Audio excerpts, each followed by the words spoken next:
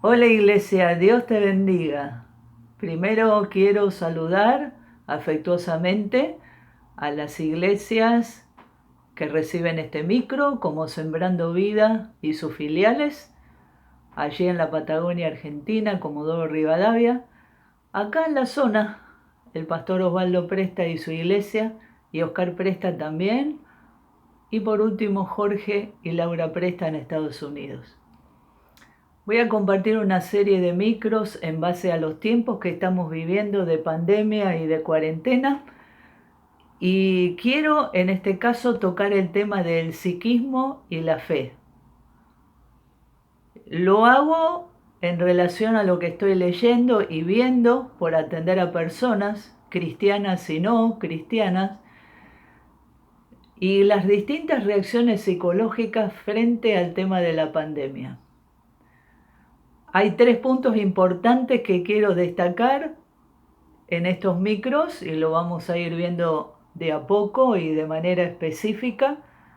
El primer punto es conocer un poco más del psiquismo humano. Ustedes saben que el psiquismo viene de un término más corto que es psique, que significa alma, el alma humana. Por el otro lado, Freud, el padre de la psicología, dijo o denominó a la mente del hombre como aparato psíquico. Y dijo también que el psiquismo es un conjunto de funciones psicológicas, como por ejemplo la memoria, la conducta, pensamientos, sentimientos, percibir, la creatividad, todo eso son funciones psicológicas. Pero también al mismo tiempo son actividades de la mente humana.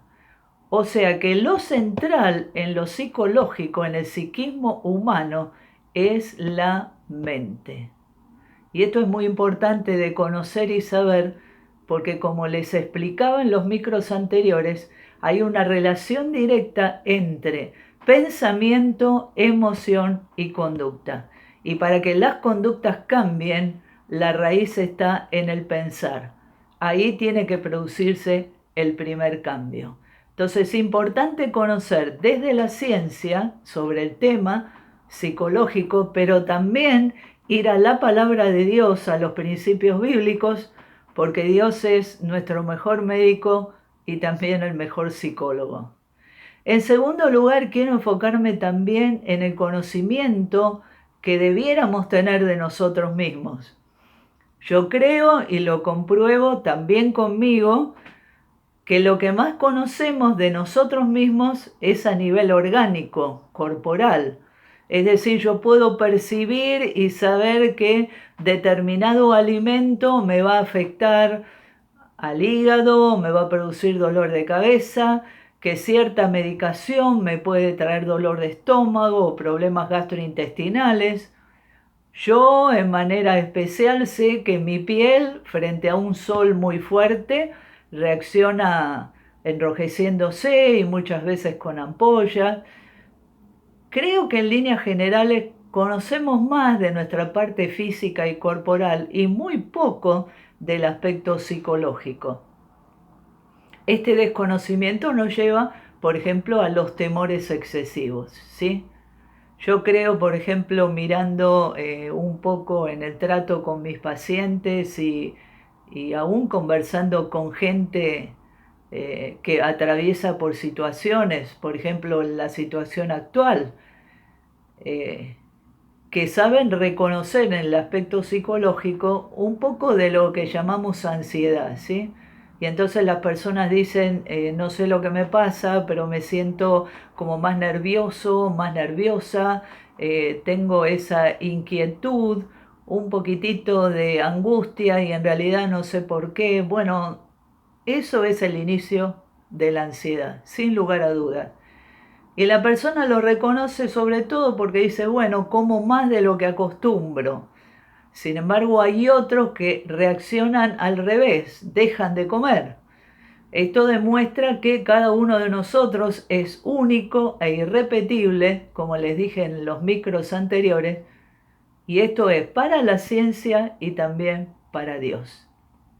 Entonces necesitamos conocernos más a nosotros mismos en el aspecto emocional y psicológico. Así como tenemos una idea de lo corporal, también tenemos que tener una idea y conocernos más en los aspectos que tienen que ver con nuestras emociones. Y el tercer punto, lo más importante, es que podamos aprender al control de las emociones. Todo ser humano está capacitado para controlar sus emociones. Cuando no controlamos las emociones, actuamos por impulso y eso trae como consecuencia conductas violentas, a veces enojos repetitivos, constantes en la vida de una persona, que no solo le afectan a él, sino al entorno. Entonces tenemos que aprender a controlar nuestras emociones. Fíjense que la Biblia, la palabra de Dios, nos enseña, por ejemplo, en Gálatas, donde Pablo habla del fruto del Espíritu, entre esas cualidades menciona el dominio propio. O sea que Dios sabe perfectamente que necesitamos el dominio de nuestras emociones. Y la palabra nos da mucho material para que nosotros podamos realmente lograrlo de la mano del Espíritu Santo que está en nuestro corazón y es nuestra ayuda, nuestro consolador, el que nos enseña todas las cosas. Esos son los 3 objetivos, vamos a ir hablando de diferentes temas, así que me despido hasta el próximo micro, que Dios los bendiga y nos vemos prontito si Dios quiere.